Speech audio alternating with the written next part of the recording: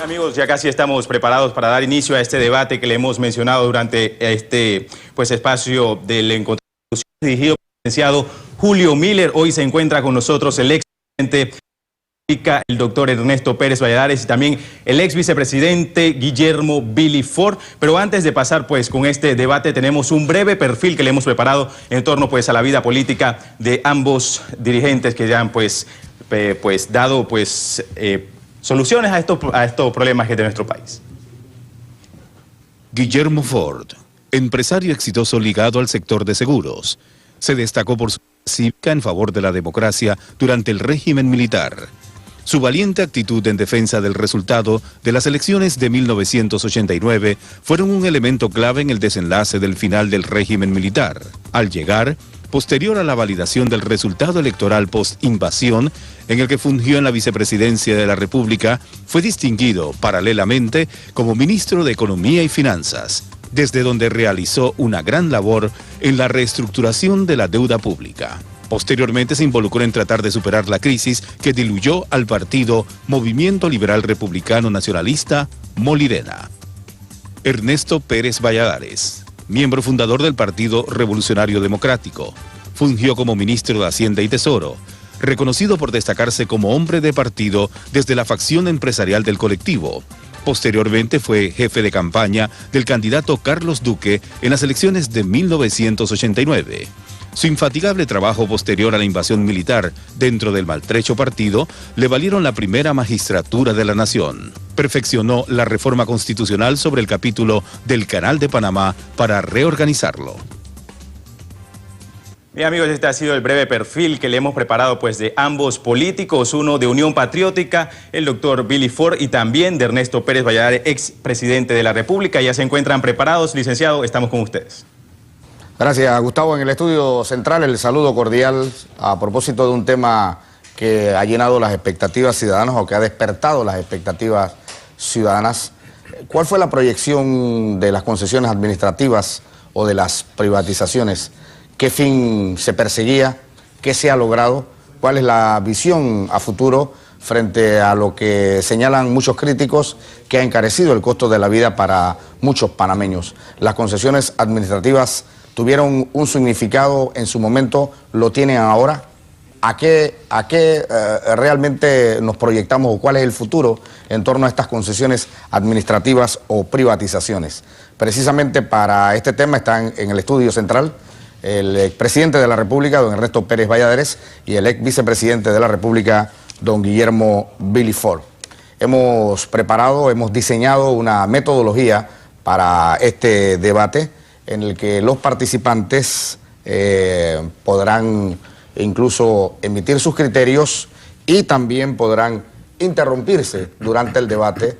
Es una metodología flexible para este tipo de debates y contarán con un tiempo aproximado entre 3, 4 o 5 minutos, dependiendo del tema, para exponer sus respectivas apreciaciones. Este tema tendrá aproximadamente una hora de duración.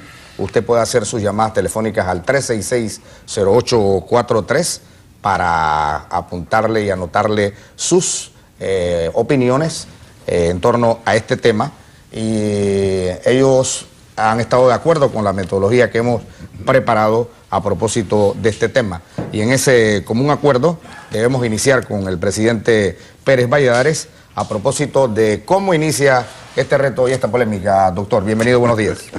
Buenos días Billy, buenos días Julio, y muchas gracias por permitirnos conversar esta mañana aquí en RCM.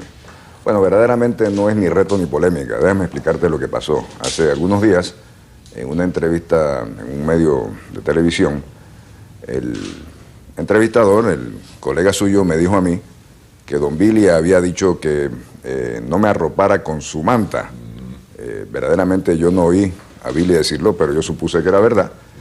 Y yo le contesté que verdaderamente yo no me arropo porque no me da frío. En primer lugar. Y en segundo lugar, que yo siempre he sostenido que este tema de las privatizaciones fue un asunto que empezó, no en Panamá, fue un tema que empezó en el inicio de las décadas del 90 con un famoso consenso de Washington. El consenso de Washington lo conformaron 3 instituciones norteamericanas: el Tesoro de los Estados Unidos, o sea, el Departamento de Tesoro de los Estados Unidos, el Banco Mundial y el Fondo Monetario Internacional.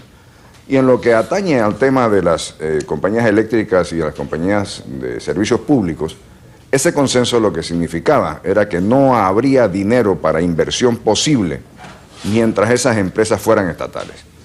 Aparte de eso, concedía tenía otros dictámenes de política económica, como por ejemplo la liberalización de los mercados, como por ejemplo eliminar los aranceles específicos, como por ejemplo abrirse a la competencia. Pero en el tema puntual que estamos hablando, eso fue lo que verdaderamente se dio al inicio de la década del 90 y que le tocó encabezar al presidente Endara y a Tibili como vicepresidente y como su ministro. O sea, usted dice que Panamá tuvo que aceptar una presión internacional para privatizar. Yo no digo que sea presión o no presión, yo te digo que esa era la realidad, Julio. Es decir, la realidad era, ustedes tienen muy poca capacidad de generación eléctrica, ustedes por la historia que traíamos, además de 4 o 5 años de conflicto interno, no se han hecho las inversiones ni en el Intel ni en el IRRE. En cualquier momento, la gente se lo ha olvidado, pero tú te acuerdas, ubícate en 1990, tú que todavía tienes tus añitos de estar por aquí, tú levantabas una línea de teléfono y tenías que esperar algún tiempo hasta que se descongestionaran las centrales porque estaban copadas. La capacidad de generación nuestra estaba prácticamente copada, es decir, nosotros nos encontramos con, yo estoy hablando de 1994, con una capacidad de generación que en pocos meses iba a significar cortes de energía eléctrica, es decir, y sin financiamiento posible, sin financiamiento posible. Esa era la realidad. Esa misma realidad inicialmente se la encontró el presidente Endara en 1989 y Billy como su ministro de Planificación. Entonces, Mira, el gobierno fue, en su administración también fue responsable de las privatizaciones, es lo que dice mire, el vamos a gobierno. poner la historia en perspectiva, porque es fácil poder hacer observaciones o críticas respecto a determinados temas fuera de lo que encontramos nosotros en el gobierno el 20 de diciembre de 1989, y voy a ser absolutamente terminante y claro. El gobierno y el país estaban en una crisis económica insalvable prácticamente, la banca cerrada, Seguro Social en una crisis económica, los empleados públicos le pagaban con vales de supermercado, la deuda externa no se había pagado, las instituciones financieras internacionales, las reconocidas IFIs, no habían recibido pagos y la deuda, repito, estaba morosa. Había un caos en el país, había un desempleo de alrededor del 22% y un crecimiento económico, digámoslo así, negativo de 18% fue lo que se heredó. Las instituciones financieras del país, vamos concretamente al IRRE y al Intel, porque yo era presidente del IRRE en esa época, la encontramos con una deuda de 600 millones de dólares y tal como dice el presidente, era imposible lograr aumentar las inversiones en el IRRE para poder satisfacer la demanda. Acuérdense que también hubo que comprar plantas eléctricas y todo porque era un desastre. El Intel generaba alrededor de 105 millones de dólares netos de ganancia al año, pero con un sistema que estaba condenado a fracasar e ir evidentemente a la telegrafía, como digo yo.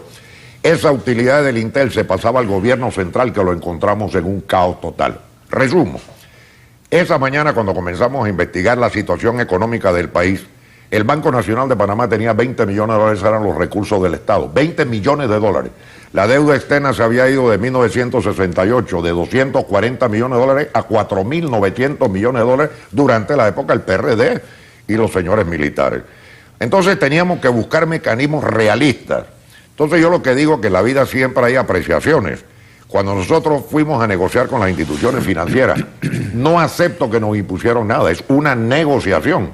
Pero si Panamá no normalizaba con el Club de París, con las instituciones financieras y se ponía al día y lograba un nuevo acuerdo, los inversionistas particulares no invertirían en Panamá, los gobiernos no nos prestarían plata, entonces había que normalizar esa situación.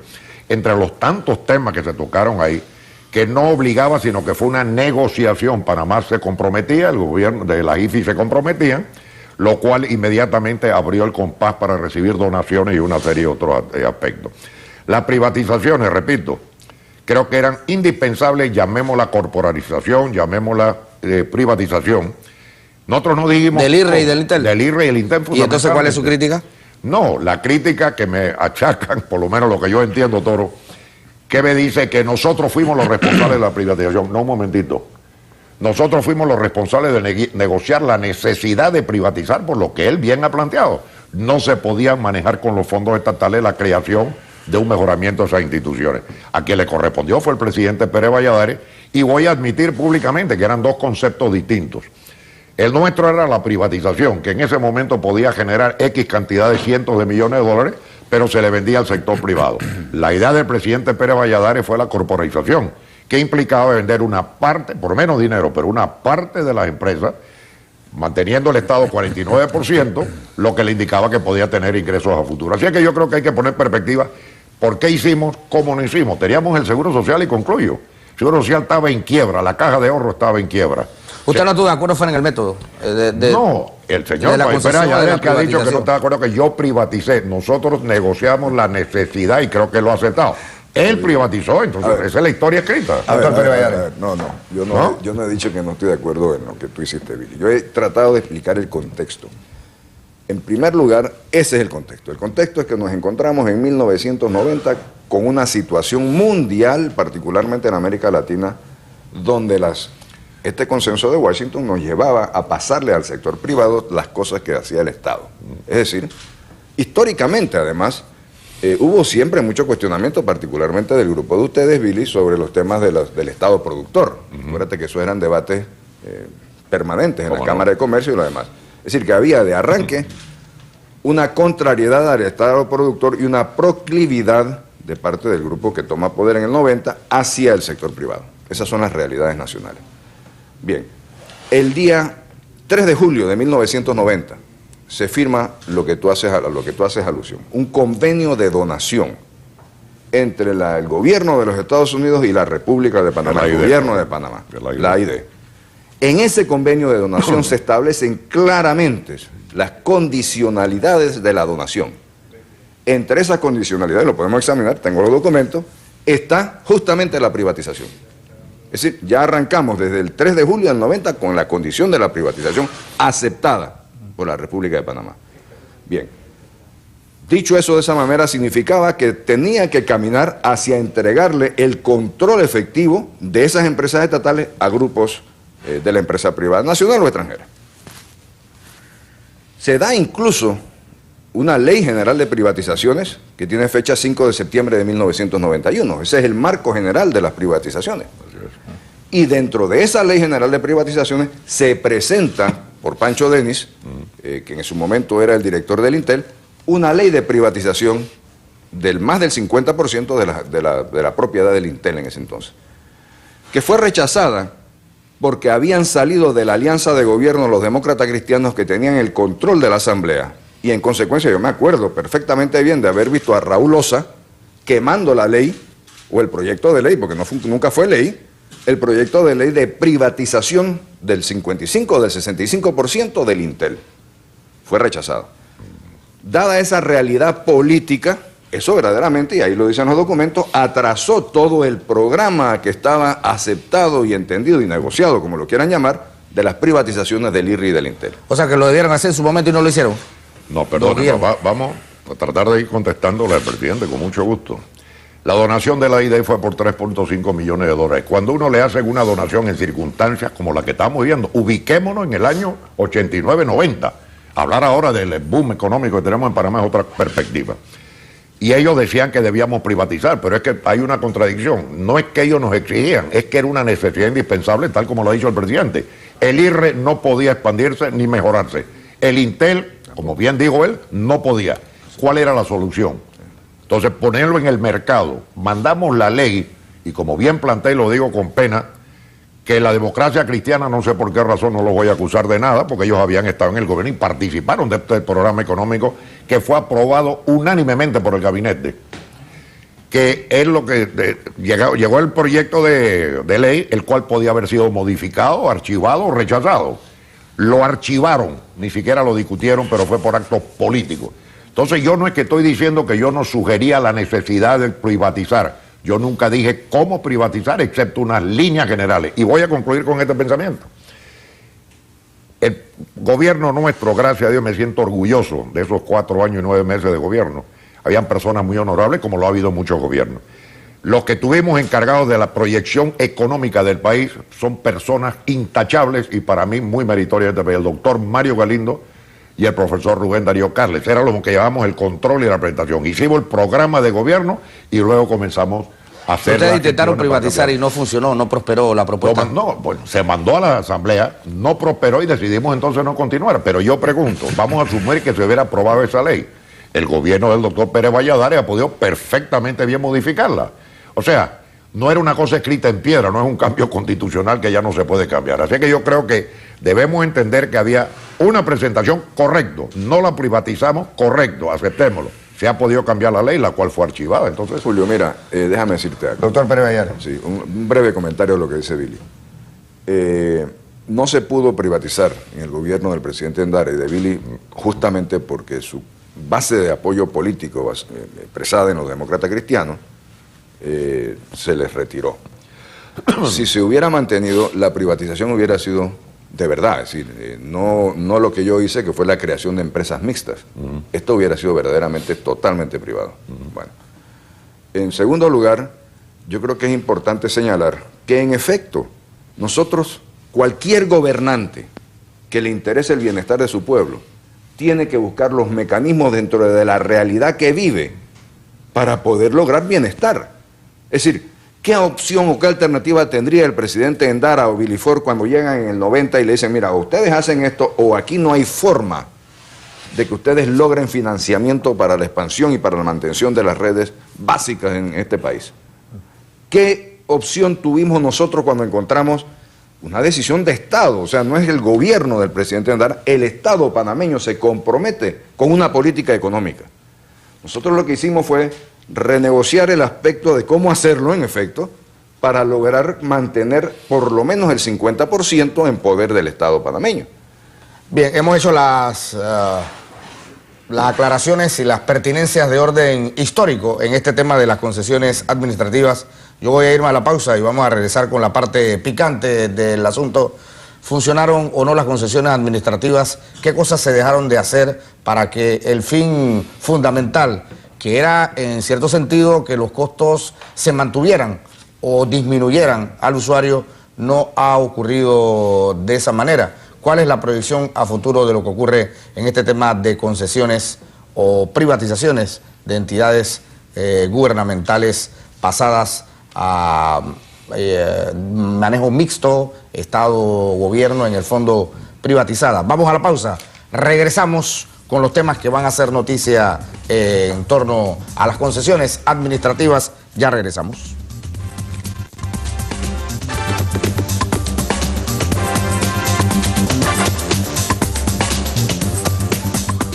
Regresamos al estudio central, el tema de las concesiones administrativas que otros conocen como privatizaciones.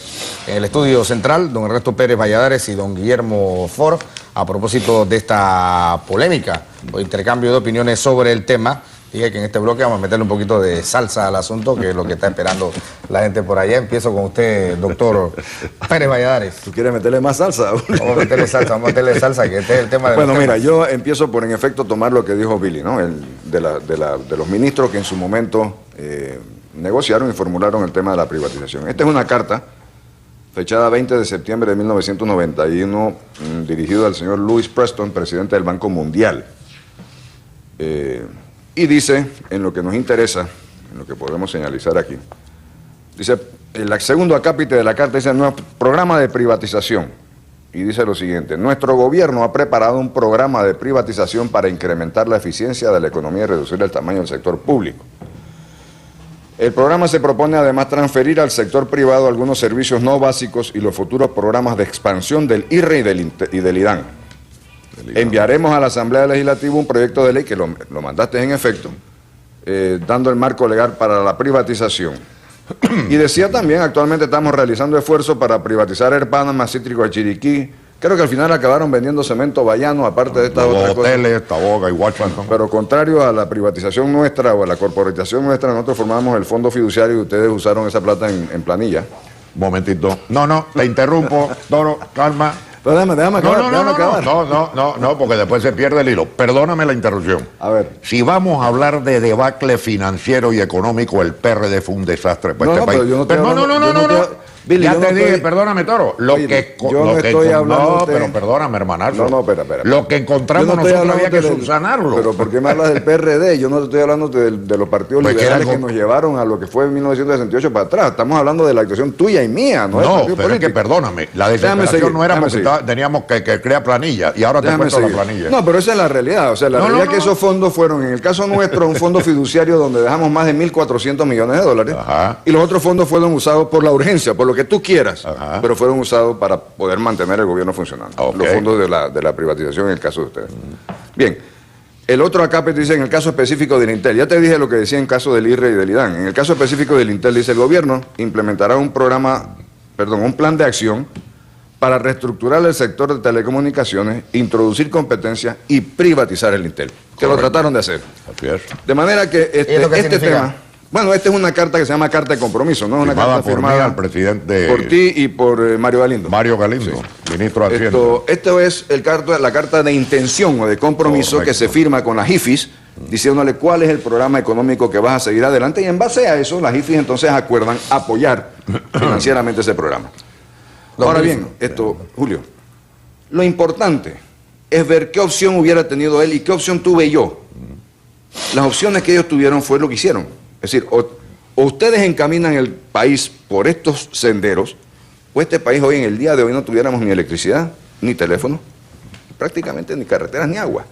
Porque esa no es la presión, pero es el mercado financiero internacional lo que te dice a ti, es la plata es de ellos, no es nuestra. Claro. Si tú quieres hacer las cosas a tu manera, entonces hazlos con tus impuestos. O con tu plata. No, mira, yo me alegro que coincidamos totalmente. Lo que quiero aclarar es exactamente por qué es así, creo que tú lo has dicho con toda claridad. Era un programa de gobierno para tratar de cubrir pensando a futuro. Ya hemos dicho hasta el cansancio. Y Reintel iban a la quiebra y hubiera sido un desastre. La diferencia fue en el sistema que nosotros planteamos originalmente, que afortunadamente quemaron el proyecto de ley en la Asamblea, Toro. Sí. Y que tú metiste la corporalización, que ya la expliqué, que tiene un mejor sentido. Pero, ¿por qué íbamos nosotros en la otra dirección? Efectivamente se necesitaban los dineros. ¿Cómo no? Y se iba a vender con $1.000 millones de ingresos para el gobierno, para solventar la pobreza, el empleo, etcétera, todo. En el caso de ustedes ya se había solventado. Ustedes recibieron el gobierno con $450 millones, con las deudas todas actualizadas. Entonces se podía llevar, que yo creo que fue un plan feliz. El resultado ha sido óptimo. Entonces, no hay discrepancia. Yo planteé la indispensable necesidad, que me ha dicho el señor presidente, que está de acuerdo con él, de que teníamos que estar en ese proceso. Él fue el que lo llevó a cabo, yo no lo estoy criticando, él llevó a cabo la privatización. Ahora bien, vamos a hablar un par de cositas. Esos Sí. 450 millones de dólares que dices tú que encontramos en el gobierno, Sí. Guillermo Chapman dicen que no es así, porque no voy a entrar. Pregúntale a Chinchorro. Eso que se encarguen ellos de averiguar. No, dile que llame a Chinchorro, que estoy seguro que yo le creo a Chinchorro. Lo cierto es que él dice que no era así, pero bueno. Mira, dicho todo lo anterior, nosotros entonces lo que tratamos de hacer y lo que hicimos en efecto fue mantener o generar empresas mixtas que están perfectamente establecidas dentro de nuestra propia Constitución del 72. Así es. Se establecen 3 tipos de empresas, las estatales, las privadas y por supuesto las La mixtas. mixta.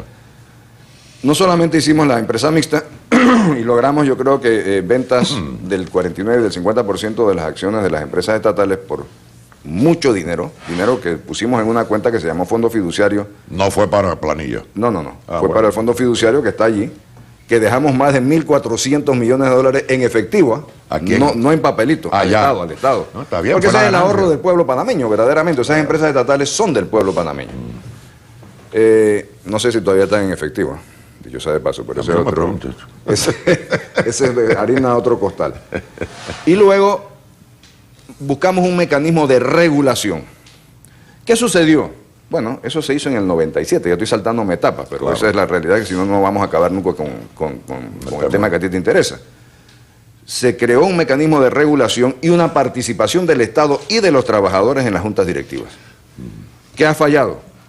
En el caso particular de la energía eléctrica, falló el mecanismo de regulación. Así es. ¿Por qué? Porque cambiaron técnicos y pusieron después a políticos que verdaderamente no tenían mayor conocimiento de la industria y del concepto que estábamos manejando. Y no hubo competencia en la generación eléctrica. Déjame decirte algo más. Si eso no se hubiera hecho, al día de hoy no tuviéramos la posibilidad de tener electricidad 24 horas al día.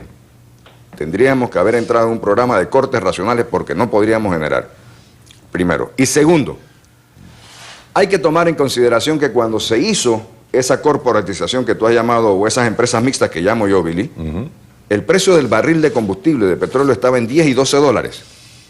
Hoy está en los 60 y 70. Es decir, ¿qué quiero decir? Que no hay forma humana que la tarifa se hubiera mantenido o se hubiera bajado. Es más, yo sostengo y propongo que si no hubiéramos hecho lo que hicimos, la tarifa del día de hoy sería más alta que la que es.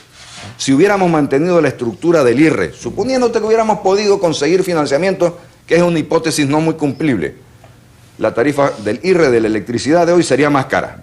¿Por qué?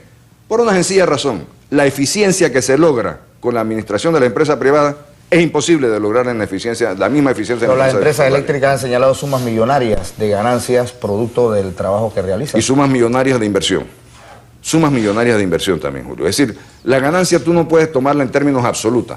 La ganancia se toma en términos relativos. ¿Cuánto invertiste? ¿Qué porcentaje te está resultando en ganancia? Si inviertes 100 millones y te ganas 10, esa es una cifra. Si inviertes 1.000 millones y te ganas 10, esa es otra cifra, ¿cierto? Ahora hay una realidad, el pueblo no entiende esa ganancia, el pueblo lo que ve, y no estoy criticando, es una realidad que tú has planteado, es que el alza de la luz, el alza y el alza, entonces castiga. Entonces yo creo que hay que buscar algún mecanismo que pueda equilibrar. Pero me agrada mucho una cosa que tú dijiste.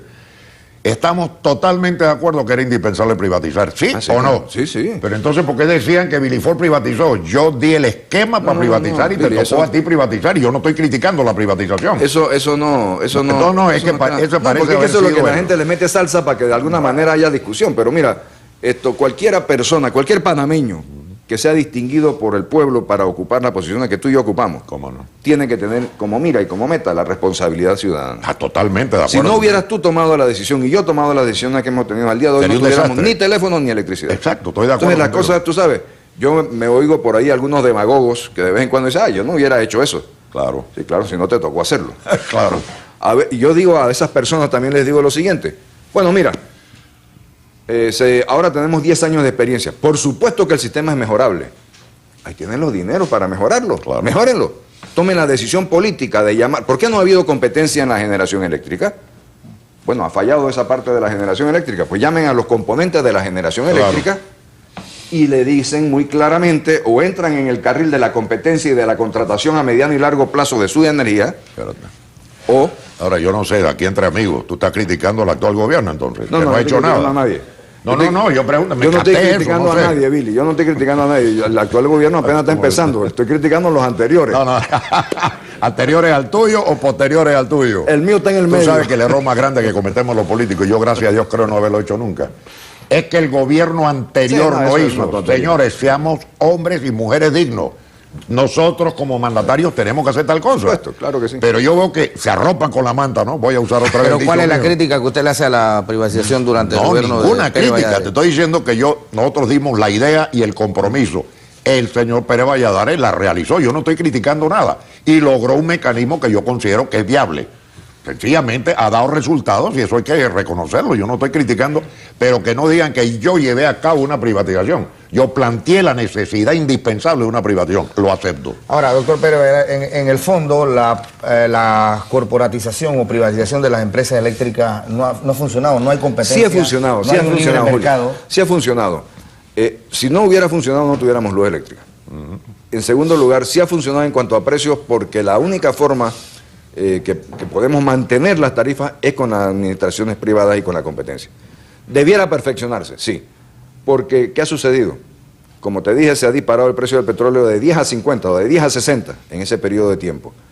Y en consecuencia, mucha de la generación, el mercado eléctrico es difícil de entender para el ego, pero tiene por lo menos 3 componentes, el componente de generación, de transmisión y de distribución, ¿sí? Acuérdate que todavía el día de hoy la transmisión es del Estado, 100% del Estado.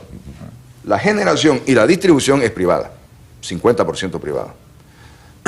No ha habido competencia en generación, porque las hidroeléctricas que debieran haber contratado a largo plazo con las distribuidoras dijeron, espérate un momentito, el precio del petróleo está subiendo, lo cual significa que las térmicas van a tener que estar vendiendo a precios más altos. En consecuencia, yo prefiero no contratar la totalidad de mi energía producida, sino que especular en el mercado que se llama spot, el mercado libre, el mercado de día a día. El esquema era que hay un ente central que despacha energía empezando en la mañana, porque la energía es una curva que va subiendo su consumo y su demanda durante el día y luego vuelve a bajar, va despachando la más barata y acabar al final de la demanda de lo más alto con la más cara. Pero como las vendernos la hidroeléctrica como térmica. Como las hidros no contrataron a largo plazo, entonces se ha ido aumentando la necesidad de comprarla día a día a precios más caros de lo que debiera ser. Eso es una irregularidad, pero eso es falta de un ente regulador, que fue lo que lo que falló en la administración. A mí no me gusta decir de la administración anterior, Billy, tampoco, pero es la realidad. Es lo que se desfiguró, fue eso. Regulador. Bueno, hay que reconocer ese error político, lo que tú quieras, y hay que reestructurar. Y además déjame decirte un pensamiento final, porque también lo he dicho, Julio, y perdóname. Mire, si no quieren entrar en el carril que nosotros necesitamos que entren, que es el de la competencia, la eficiencia y los mejores precios posibles al consumidor, ahí hay 1.400 millones de dólares. Compremos de vuelta las hidráulicas, si eso no cuesta eso. ¿Esa sería la decisión política? Por supuesto, esa es la decisión que tú tienes que tomar para que sepan que lo que estamos planteando es en serio. Esa es la realidad. Pero lo tiene que hacer un gobierno PRD, por ejemplo. Bueno, a lo mejor lo hace Billy como... Muchas gracias por postularme. Ya está postulado, ya me dijeron que estaba postulado en el día de hoy. Para presidente del partido. Eso no es lo mismo. A mucha honra. No, la otra es la que voy a competir contigo. ¿Usted estaría de acuerdo en que esas entidades o empresas privatizadas, como dice el presidente, vuelvan al Estado? Mira, esto decirlo suena bien. Ahora hay que analizarlo. ¿Qué significa? El peligro es que vuelva al Estado, no es si lo puede recomprar o no. ¿Volveremos al estado caótico en que estaban bajo el Estado o habrá la misma eficiencia que la tiene el sector privado? Por experiencia. Pero si manejamos bien el canal de Panamá. Digo, esa es una excepción, timbre de orgullo que ojalá nunca cambie. Yo no digo que no somos capaces. El problema es que esas instituciones estaban 100% politizadas. Y si volvemos a ese camino, sencillamente recomprar un problema para que comience la situación otra vez. Entonces, perdóname. Yo creo que aquí lo que hay que ver es lo siguiente. Y como bien dijo el presidente, cuando uno está en un gobierno tiene que pensar en el bien común. Unos hacen unas cosas, otros hacen otras, unos se equivocan, otros no se equivocan, pero siempre hay errores. Entonces yo creo que lo que se hizo, en la forma que se hizo, fue un beneficio permanente para el país. La interrogante al final, ¿a cuenta de quién? Ojalá que no sea permanente por cuenta del usuario, porque repito, no sé de quién es la culpa, yo no soy técnico en electricidad como lo es el presidente. Aumenta el costo, se lo pasan al consumidor. Yo te digo por experiencia propia y lo digo por todas partes, la cuenta de luz fluctúa en una realidad entre 30 y 40% mensuales. Entonces, el que menos tiene, estamos hablando del pueblo, darle trabajo, ayudarlo, la pobreza, y por otro lado no hay un control efectivo del consumo de electricidad. Entonces, hay que equilibrar, buscar qué se puede hacer para que el pueblo reciba el beneficio. Porque de lo contrario va a haber problemas en Panamá, eso es una cosa natural. Yo creo que hay cosas que se pueden hacer perfectamente bien con buena voluntad. Por ejemplo, tú tienes que tener tarifas que permitan, una palabra que parece que para algunos economistas es pecado, pero para mí no, que permitan subsidios directos a consumos bajos. ¿Y quién va a subsidiarlo? No el Estado, lo vamos a subsidiar los que tenemos consumos altos. De alguna manera tenemos que reconocer que no hay suficiente nivel salarial para cubrir con los gastos. Oye, el salario mínimo que ahora están pensando en ponerlo en alrededor de 300 balboas, verdaderamente no alcanza tampoco. De manera que tenemos que pensar o en aumentar, generalmente, como se llama, un aumento general de salario, o en disminuir los costos de alguna manera. Y la única manera que se pueden hacer, porque tú sabes que nadie, ningún empresario, ninguna empresa exitosa va a asumir los costos a sí misma. Claro. Se los pasa al consumidor. Aquí y en China. Pero fíjate, perdóname, hay una carta, que te la voy a mandar a tu oficina, que le envié yo al director del IRRE en su época, como ministro de Estado, en que ordenábamos que de inmediato bajaran el 10% de la tarifa al sector industrial y 10% a todos los usuarios que tuvieran un consumo menos de 200 kilovatios. Correcto. Entonces se hacía lo que se podía con lo que había, pero señores, perdón, para poder criticar, no digo que estás criticando, para poder criticar y analizar una cosa, ubiquémonos en la perspectiva histórica en que estamos. Sí. Es como el que se gana la lotería hoy y se olvida que fue pobre. Perdóname, ubícate para que ayudes a los otros pobres. Pero vamos a ubicarnos en la perspectiva histórica actual cuando regresemos de la pausa, doctor. Vamos a la pausa, director, para ubicarnos en la perspectiva histórica actual de qué vamos a hacer con este tema de las concesiones administrativas o las privatizaciones. Vamos a la pausa, regresamos inmediatamente para la conclusión.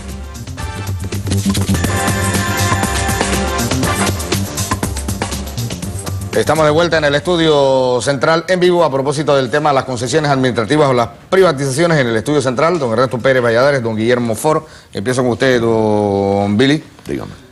Distorsiones y correcciones actuales en el sistema. Dice, la electricidad está cara, pero la telefonía también está cara. Bueno, yo no soy experto en electricidad y es otro tema. A mí me gusta hablar de mis limitaciones. Creo que el presidente aquí en el receso estaba mencionando algunas cosas interesantes. Hay cosas que no se pueden explicar a la inmensa mayoría del pueblo panameño. No es que seamos ignorantes, no, pero son técnicamente difíciles de explicar. Entonces yo quisiera que él más bien relatara lo que nos contó aquí, de que si se baja en la concesión el costo de la energía, me explico, para bajárselo al consumidor sí. No da, entonces se violan los contratos, etcétera. Entonces no es una cosa tan fácil. Pero yo lo que digo es que debemos buscar una manera de razonablemente encontrar un mecanismo que la luz no se dispare como está. Vamos a hablar del salario mínimo un segundo. 300 balboas, excelente, ojalá fueran 400. Pero si todos suben para más, esos 300 se convierten en lo mismo o menos de lo que tiene la gente ahora. Entonces, la electricidad es un factor vital. El teléfono yo diría que es secundario. Es algo cómodo, pero no es tan vital como la electricidad. Entonces, tenemos que pensar en la gente que vive con guaricha, porque no puede pagar una cuenta de $15. Entonces yo creo que el presidente mencionaba algo y yo te pido todo con mucho gusto que explique la parte de esa técnica. No, es que decías tú, Julio, que por qué, por ejemplo, los celulares siguen siendo costosos. Yo decía que porque... ¿Más costosos en América Latina? Yo te decía que porque había la opción de una de dos cosas en el momento de abrir la frecuencia de celulares, que nos tocó también a nosotros hacerlo. Una era permitir inmediatamente el acceso libre a todo el mundo. En ese caso, es decir, permitir la competencia. Claro. En ese caso, es probable que los servicios no fueran de tan buena calidad como los que tenemos en primer lugar, aunque fueran más baratos. ¿Por qué? Porque hubieran entrado operadores, más o menos, como los hay en otros países, y entran en una competencia feroz el uno con el otro. Hay que acordarse de que una sola torre de teléfono celular cuesta alrededor de $1 millón. Y cuando tú tienes que establecer en el país 500, 600, no sé cuántas torres hay aquí, tú estás hablando de una inversión monstruosa. Si tú como inversionista no tienes algún grado de seguridad de que esa inversión va a ser rentable, no la haces.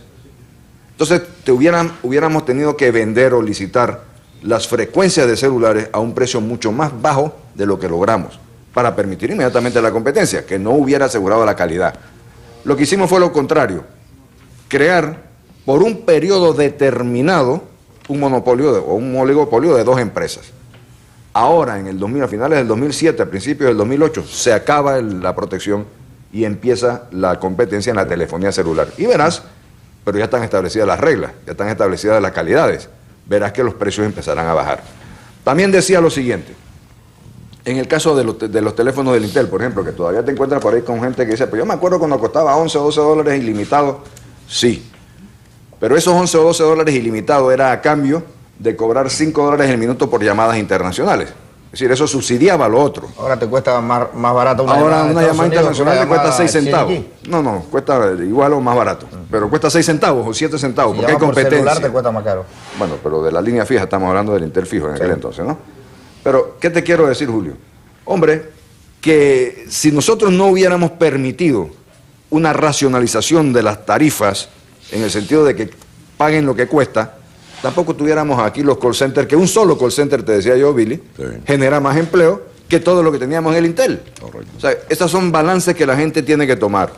En el caso del IRRE es mucho más complicado por la forma como se ha disparado el petróleo y el hecho de que de nuestra generación alrededor del 40% es térmico. Es decir, que estamos de todas formas ligados al precio internacional del petróleo. Para decirle, buen panameño, si usted barriera para adentro, ¿qué salió mal? ¿Por qué y hacia dónde caminamos? Yo te reitero que el talón de Aquiles fue el ente regulador y la desfiguración que se hizo del ente regulador, de su independencia y de la capacidad técnica. Se le forzó allí a salir a los técnicos, se pusieron, no me gusta, te reitero, acusar a nadie, se pusieron personas que no tenían la capacidad técnica y que no entendían lo que tenían que llevar adelante y empezaron a entrar dentro del rejuego político. Los entes reguladores han parecido más socios de las empresas Por eso te lo digo, por eso te lo digo. reguladores. Por eso te lo digo. Y yo creo que el ente regulador, hay dos instancias que creo que deben ser reforzadas. Una, evidentemente, es el ente regulador, Claro. pero la otra es la presencia del Estado panameño en las juntas directivas de esas empresas. Mira, yo creo que todo lo que ha explicado la parte técnica, y él estaba metido en la parte técnica, yo estaba metido en la parte financiera, creo que el gran resumen que dio como objetivo pues este debate entre amigos, entre personas que hemos tenido responsabilidades ciudadanas, ¿cuál era el concepto? ¿Qué se encuentra? ¿Por qué se toman decisiones? ¿Cómo se implementan y cuándo? ¿Y qué se hizo mal? No, yo no estoy hablando de hacer bien, es que ningún ser humano es perfecto, ningún ser humano. Entonces se cometieron fallas y no sé, en el gobierno de Pérez Vallares, el gobierno nuestro, el gobierno de Julio, de todo. el día después del juego todo el mundo dice, hubiéramos metido a fulano o sacado a sutano. Bueno, vamos a hacerlo ahora. Esa palabra, tú sabes que yo la borré del diccionario, hubiera. Hubiera, sí. Eso. Suena tan feo y no significa nada. Eso es ignorancia. Pero bueno, lo que yo voy es lo siguiente. Uno tiene que ver la secuencia. Gracias a Dios, y no es... Mira, yo no soy hombre de odio ni de rencores, nada parecido. Pero hubo una época que hay que aceptarla, de 21 años, donde aquí hubo un caos. Económico, financiero, estructural, de todo tipo. Pero vamos a hablar la parte económica. No déjame hacerte una corrección. Yo no estoy de acuerdo con eso tuyo. No, claro que no, si tú estabas en eso. No. Yo estoy de acuerdo en que hubo un caos verdaderamente después de 1981, cuando se tergiversó, después de la muerte de Torrijos, se tergiversó todo un programa político que teníamos. Bueno, pero perdóname. Así que no comparemos lo anterior, Billy. No, yo quiero incluirlo todo porque en el gobierno de Torrijos, vamos a hablar la historia, era un gobierno populista que regalaba todo en función a los ingresos que tenía y se fue endeudando. Esas son otras historias que te puedo yo comprobar. No, lo podemos debatir cuando tú quieras. Cuando tú quieras, tú fuiste parte de eso y tú fuiste ministro de Hacienda, así que pero yo también tengo mi visión de eso. A mí me dicen los bochinches de tus amigos y los míos que tú también casi eras ministro de Hacienda en 1968. 68, pues yo lo saqué. ¿Tú no viste Mosaico ahora el fin de semana de la prensa? Léelo. Tu amigo Omar, escúchame, me parece bien que tu amigo Omar me llama y me invita a través de Fred Boy, mi primo, que fuera a la comandancia. Y me ofrece el Ministerio de Hacienda. Le dije, no, general, yo no, coronel, que era en esa época, yo no le acepto el cargo. Me dice, dame una buena razón. Le digo, porque el mejor gobierno militar siempre será peor que el peor gobierno civil. Le digo, ¿tú me entendiste? Dice, sí, me fui. No le acepté y tenía 32 años. Yo tengo otra versión. Hay que tener principios. No, tú aceptaste y está bien. Tuviste tu trayectoria. Mira, todo, hoy en Panamá lo resumen, hay un manto de duda. Hay un manto de sobornos, hay un manto de especulaciones. Yo no digo que hay pruebas, hay esa especulación. Cambiemos la imagen, actuemos con firmeza y con transparencia. ¿Sobre qué específicamente? Sobre todo, digo, no estoy hablando de este gobierno, esto viene de siempre. La gente no confía en el gobierno, no confía en el Poder Judicial, no confía en la parte económica, no confía en los controles. Entonces, yo creo que tiene que no ser un gobierno perfecto porque eso no va a existir nunca. Entonces yo creo que hay que poner en perspectiva histórica el gobierno del presidente Pérez Valladares, el gobierno de nosotros, y criticar lo que sea criticable. Yo estoy de acuerdo que nos critique a nosotros y nosotros no éramos lejos de ser perfectos, ¿no? Ahora, solamente no comete error el que no camina. Exacto, el que no hace nada. No hace nada. Ese sí, obviamente, se comete el error más grande, que es la ineficiencia y la incapacidad. Así es. A ver si empezamos a caminar, doctor. Pues yo no quiero dejar en el ánimo del televidente en estos minutos finales la visión de la polémica por la polémica misma. Quisiera dejar en el ánimo del televidente una visión de qué se puede hacer a futuro para mejorar, porque el que está allá está sintiendo los embates de una energía cara, de una telefonía cara, y si se quiere la inversión del pequeño y mediano empresario panameño se ve resquebrajada por estos costos en términos de los servicios públicos. Yo quisiera dejarte con un pensamiento final, Julio, en ese tema. No hay varita mágica para solucionar los problemas de ningún país, ni pobre ni rico. Lo único que ayuda al desarrollo y al bienestar es el trabajo de los individuos y de su gobierno. El respeto a las instituciones para poder seguir viviendo en democracia. El aceptar que no todo es como tú quisieras que fuera, sino como es posible que sea. ¿Claro? Eso es. Ahora, ¿tú pero- estás contento con que haya democracia? Por supuesto que sí. Que no hubo. No entremos en esa hubo. discusión. Tú estás No contento con que entremos en haya esa democracia. discusión porque Fíjate, desafortunadamente lo que Toro, tuvimos antes del 68 fíjate tú que tú dijiste nos algo, produjo, tú nos dijiste produjo algo la muy situación del importante, que es la 68. creación de empleo. Esa es la manera digna que un panameño y panameña puedan subsistir. Claro. Yo le mandé una carta al señor presidente de la República con el mayor respeto. Una idea esbozada para crear 20,000 puestos de trabajo en el sector privado.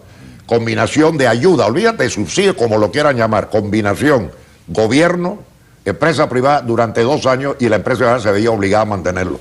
No tuvieron la cortesía de contestarme. Yo no digo que es bueno o malo. Oye, vamos a discutirlo, no sirve, lo votamos. Pero esas son las cosas que a veces se trancan porque viene de fulano. Y tú me das una idea, yo te doy la gracia y lo digo. Yo creo que no debes dejarlo en que mandaste la carta y no se hizo nada. A mí me parece que si lo publicas para que sea conocido y lo No, está bien. Lo que pasa es que a mí me gusta la publicidad en ese No, pero sentido. Yo se la lo mandé debieras, para que él debieras pudiera hacer actuar. porque es un tema que puede ayudarnos. Afortunadamente, con este gobierno los niveles de desempleo han ido cayendo. Quisiéramos que fueran mejores empleos de mejor calidad, sí, pero ha ido cayendo el nivel de desempleo, que es importante.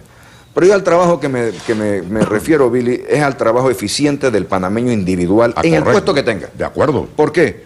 Porque de la única manera en que verdaderamente tú puedas aumentar la riqueza y en consecuencia tu ganancia personal es con trabajo. Por eso es que quiero que sea con el sector privado. Si tú que es haces, más estable, sí, más si tú productivo. si tú haces aumentos generales de salario, por ejemplo, que tú lo señalaste antes también, eventualmente ese aumento general de salario te va a ir creando una inflación que te va a quitar lo que A te quitar dieron. lo que te dieron y más. De la única manera en que eso no sucede es con mayor eficiencia en el trabajo. De acuerdo. Esa es la forma de hacerlo. Igual que en el gobierno. Claro. Los gobiernos no producen cuando son ineficientes. Para ¿no? una persona, para un economista, eso es sabido, pero no es sabido para la generalidad. No, pero de la gente. perdóname, los economistas yo los respeto mucho, pero una vez agarré uno muy conocido aquí que me reservo el nombre, en el Ministerio de Planificación, unas luchas, un problema, 11 de la noche, un 5 de noviembre, y ya me tenía medio cansado y le digo yo, doctor, ¿cuánto es 2 y 2? Me dice 4, le digo, usted está equivocado, 2 y 2 es 22. 2 más 2 es 4, y en mi vida yo trato de analizar si es 22 o 4. Para concluir,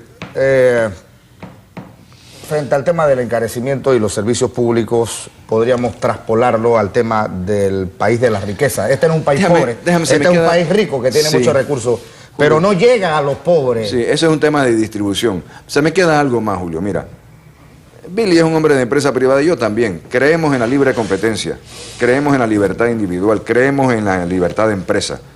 Hay un problema. Nosotros no tenemos mercados perfectos. Es decir, esa teoría de que la libre competencia te valora es correcto en la mayoría de los países muy grandes. En el caso nuestro no. Nosotros tenemos una situación de controles de precios que se denominó la oficina famosa aquella de control de precios, pero tenemos que buscar alguna versión nueva, adecuada a las nuevas realidades, que evite el abuso en los precios. No controlarlos directamente, porque en aquellos momentos simplemente al que no caía bien dentro de las filas políticas, sí, se le apretaba. No se trata de eso, se trata de una oficina que verdaderamente sea técnica y que adecúe los niveles de precio. Porque no puede ser que teniendo competencia imperfecta como la que tenemos, la dejemos a libre albedrío. No funciona tampoco. Hay abusos.